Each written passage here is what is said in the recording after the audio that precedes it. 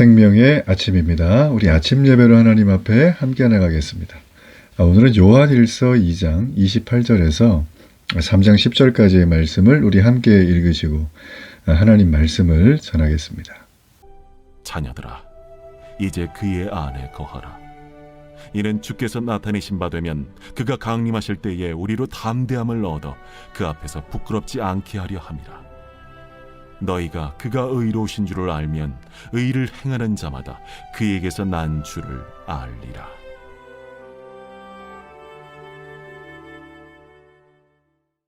제3장. 보라, 아버지께서 어떠한 사랑을 우리에게 베푸사 하나님의 자녀라 일컬음을 받게 하셨는가. 우리가 그러하도다. 그러므로 세상이 우리를 알지 못함은 그를 알지 못함이라. 사랑하는 자들아, 우리가 지금은 하나님의 자녀라. 장래에 어떻게 될지는 아직 나타나지 아니하였으나 그가 나타나시면 우리가 그와 같을 줄을 아는 것은 그의 참모습 그대로 볼 것이기 때문이니, 주를 향하여 이 소망을 가진 자마다 그의 깨끗하심과 같이 자기를 깨끗하게 하느니라. 죄를 짓는 자마다 불법을 행하나니 죄는 불법이라. 그가 우리 죄를 없애려고 나타나신 것을 너희가 아나니 그에게는 죄가 없느니라. 그 안에 거하는 자마다 범죄하지 아니하나니 범죄하는 자마다 그를 보지도 못하였고 그를 알지도 못하였느니라. 자녀들아, 아무도 너희를 미혹하지 못하게 하라. 의를 행하는 자는 그의 의로우심과 같이 의롭고 죄를 짓는 자는 마귀에게 속하나니 마귀는 처음부터 범죄함이라. 하나님이 아들이 나타나신 것은 마귀의 일을 멸하려 하심이라. 하나님께로부터 난 자마다 죄를 짓지 아니하나니 이는 하나님의 씨가 그의 속에 거함이요 그도 범죄하지 못하는 것은 하나님께로부터 났음이라. 이러므로 하나님의 자녀들과 마귀의 자녀들이 드러나나니 무릇 의를 행하지 아니하는 자나 또는 그 형제를 사랑하지 아니하는 자는 하나님께 속하지 아니하니라. 대한민국의 성인 남녀는 모두가 다 주민등록증을 가지고 있습니다. 생년월일과 남자를 표시하는 1, 여자를 표시하는 2라는 숫자로 구분이 되어집니다. 자, 주민증이 없다면 대한민국 사람처럼 보이고 외모나 말도 다 똑같이 하지만 이 법적으로 효력이 전혀 없다라는 거죠.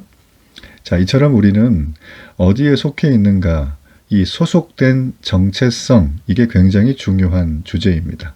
우리는 태어날 때부터 내가 선택한 건 아니지만 나를 낳아준 부모님의 가족의 구성원으로, 일원으로 태어나게 됩니다. 그리고 우리는 학교를 다니죠. 어린이집도 다니죠. 또 나중에 직장생활을 하죠. 친구 간의 또 관계 형성 가운데 어떤 모임을 만들죠. 또 우리는 맨 마지막에 간혼상제라고 우리가 죽음의 자리에까지 갔을 때도 그 모든 소속돼 있었던 그룹에서 우리의 마지막을 함께 해주는 거죠. 그런데 사람들은 거기에 소속되지 못했을 때 정신적으로 큰 충격을 받고 또 정서적으로 많은 외로움과 고독감을 느끼면서 심지어는 우리의 육신의 겉모습에까지 영향을 주는 그런 것들을 볼 수가 있습니다. 자, 여러분, 성경에서 하나님이 우리를 자녀들아 이렇게 부르는 장면이 있습니다. 그게 바로 오늘 우리가 읽었던 28절의 내용이죠. 자, 28절의 이 초반에 나올 상반절은 오늘 이 전체 우리가 묵상해야 될 이 말씀의 핵심입니다.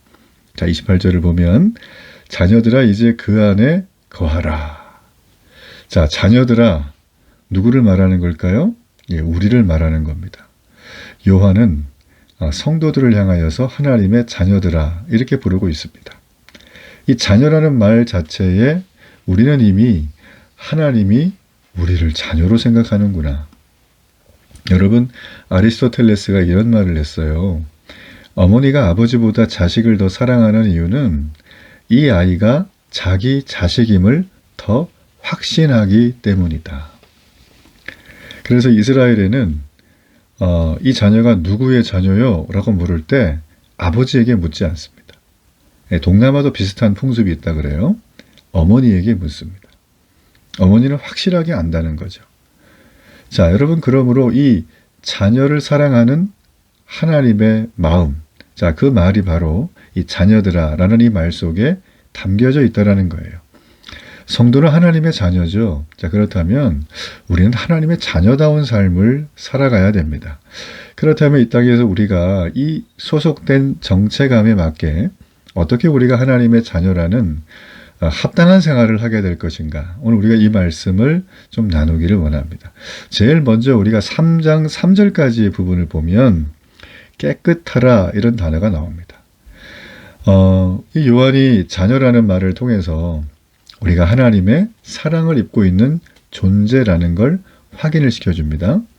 그래서 이 호칭 안에는 이제 더 이상 우리가 죄인의 자녀였던 시절이 있었지만 죄인의 자녀가 아니라 완전하시고 흠없고 의로우신 하나님의 자녀가 되었음을 보여주는 거죠. 하나님은 독자 예수 그리스도를 이 땅에 보내셔서 십자가에 죽게 하셨어요. 그 사랑을 확증하셨어요. 그게 바로 하나님의 자녀인 우리들입니다. 매우 중요하죠? 자, 그래서 우리는 현재 하나님의 자녀예요. 그러나 아직 영광스러운 자녀의 완전함은 아직 입지를 못했습니다. 그러니까 이 세상은 하나님의 자녀가 살아가기에는 죄악으로 가득 차 있습니다. 우리가 어제 이 다니엘 기도회 강사 목사님께서 이런 얘기를 잠깐 하셨어요. 우리가 어릴 때 엄마 심부름으로 슈퍼마켓에 가서, 옛날에도 슈퍼마켓이었죠. 마트 아니고. 가서 콩나물 좀 사와라. 네 하고선 나가죠. 나가면 그 어린 나이에 그 슈퍼마켓을 가다 보면 굉장히 마음의 유혹을 받는 게 많습니다. 슈퍼마켓에 다 가면 여기서 떡볶이도 팔고 아이스크림도 팔고 내가 사 먹고 싶었던 초콜릿도 거기 있고, 그러면 내가 들고 간 돈을 거기다 쓸 수밖에 없잖아요. 유혹에 넘어가면. 그죠? 그렇지만 엄마의 당부, 심부름을 알고 가는 거예요.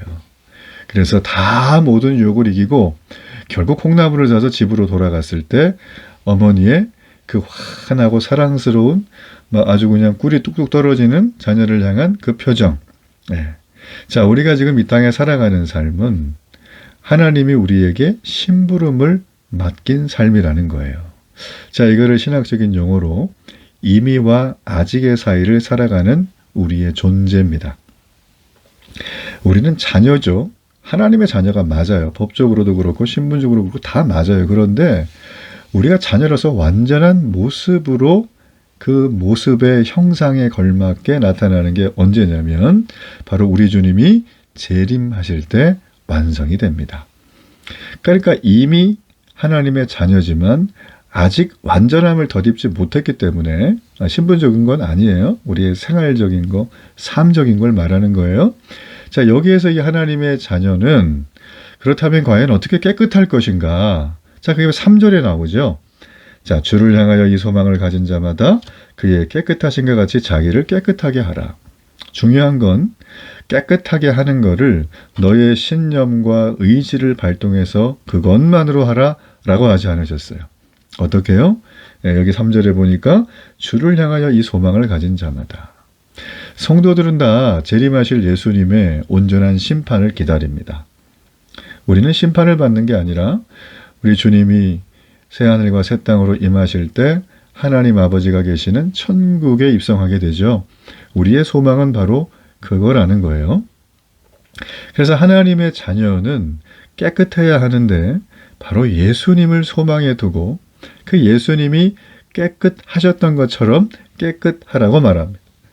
여기서 깨끗하게 헬라어는 하그니조라는 말이에요. 이게 이제 하그노스에서 유래가 됐는데 이 말이 무슨 얘기냐면 우리가 제사를 지낼 때 옛날에 구약은 예배가 제사죠. 레위기에 보면 하나님께 제사 드리기에 적합한지를 측정하는 척도를 뜻했어요.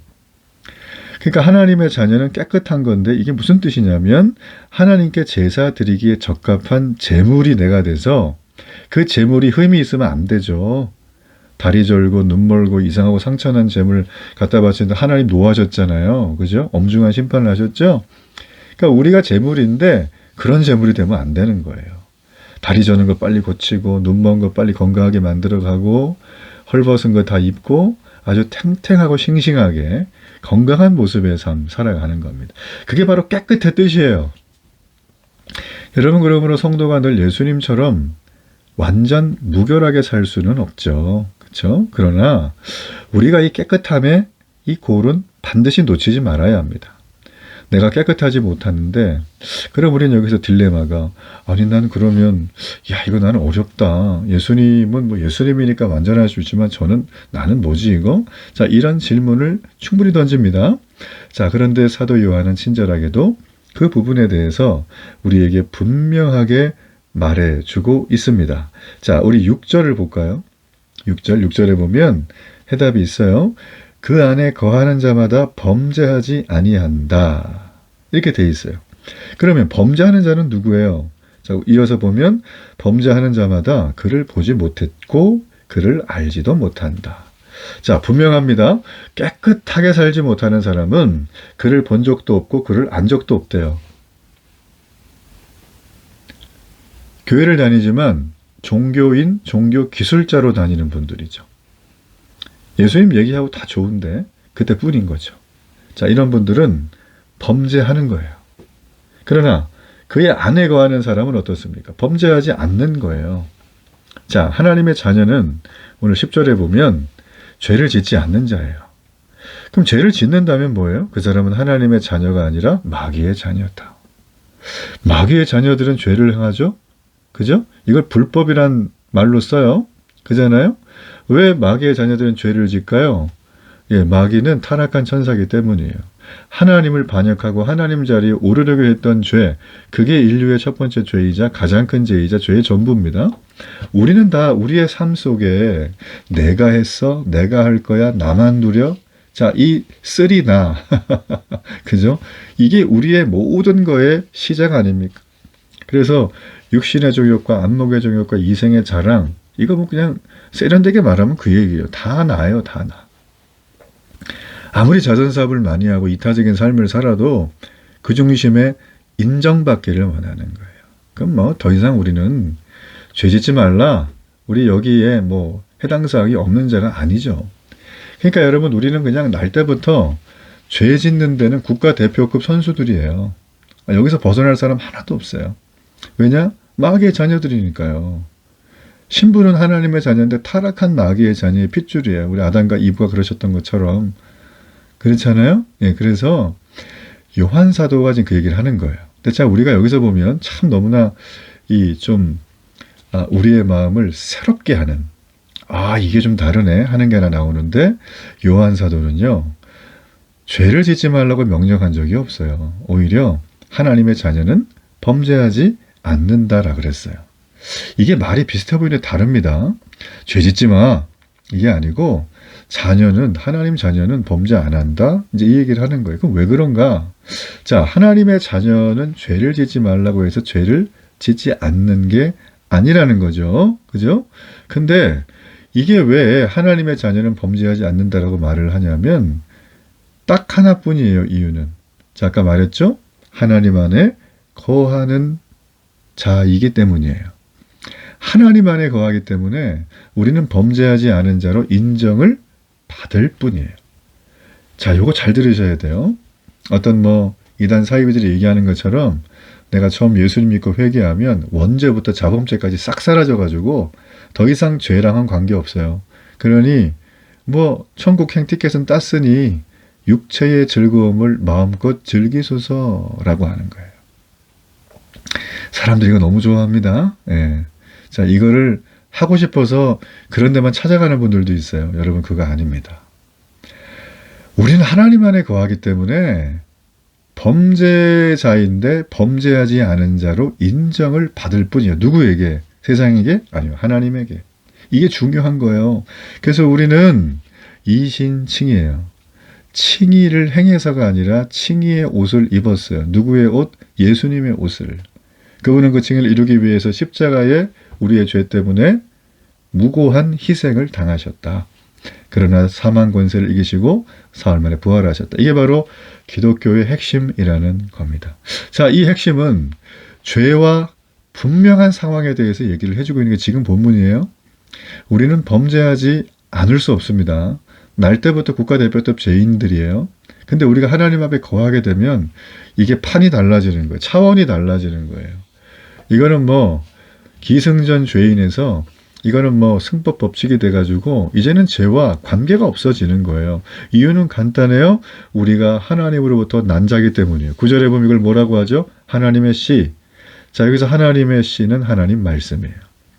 하나님 말씀이 그 사람을 모든 죄악으로부터 승리하게 한다는 거예요. 잘 들으세요. 하나님의 씨는 나한테 있는 거 아니에요. 하나님이 줬어요. 이게 복음이잖아요. 복음은 말씀이 육신되어 오신 그리스도예요. 그러면 말씀이 성육신 된 거기 때문에 말씀은 하나님 말씀이죠. 그 말씀이 내게 들어오잖아요. 그러면 죄악으로부터 승리하게 돼요. 이게 하나님 안에 거하는 자예요. 핵심이. 그래서 오늘날 이 말씀을 말씀처럼 여기지 않고 말씀이 없는 신앙생활, 말씀을 힘들 때만 가져다 쓰는 액세서리 정도로 여기는 사람들에게는 하나님 안에 거하는 모습이 안 나타납니다. 이런 분들이 교회 결정권 자리에 앉아있으면 골치 아파요. 이런 분들이 교회에서 왔다 갔다 종횡무진하시면 교회가 아주 분란이 심해지는 거예요. 이런 분들이 자기 집에 돌아가면 그 집안 식구들은 저런 가식 떠는 인간 하면서 절대 안 믿어요. 이 전도가 안 되는 이유는 바로 그런 겁니다.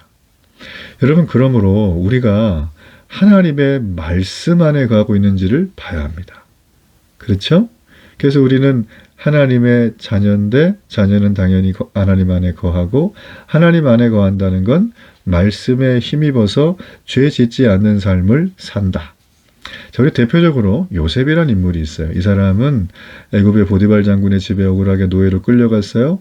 장군의 아내로부터 성적인 유혹을 받았어요. 그러자 내가 어찌 이 큰 악을 행하고 하나님께 죄를 지으리까 했어요. 유혹을 뿌리쳤어요. 자, 요셉이 죄를 짓지 않았던 의미 뭐예요? 의로워서 깨끗한 삶을 살아서 아니에요.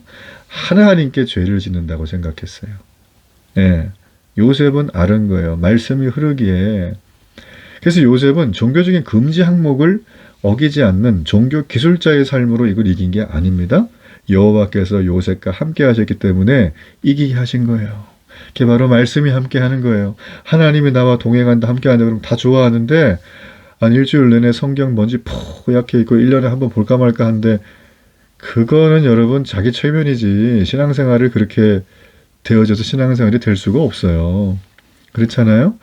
아무리 내가 대한민국 사람이어도 주민등록증에 내 이름과 이 주민번호가 적혀 있지 않으면 이건 가짜예요. 이방인이에요, 우리는. 여러분, 그러므로 우리가 교회를 다니면서 여전히 하나님 안에 거하는 게 뭔지가 가물가물하고 전혀 모르겠고 감도 안 오시는 분이 있다면 오늘 하나님 앞에 와서 엎드려 구하세요.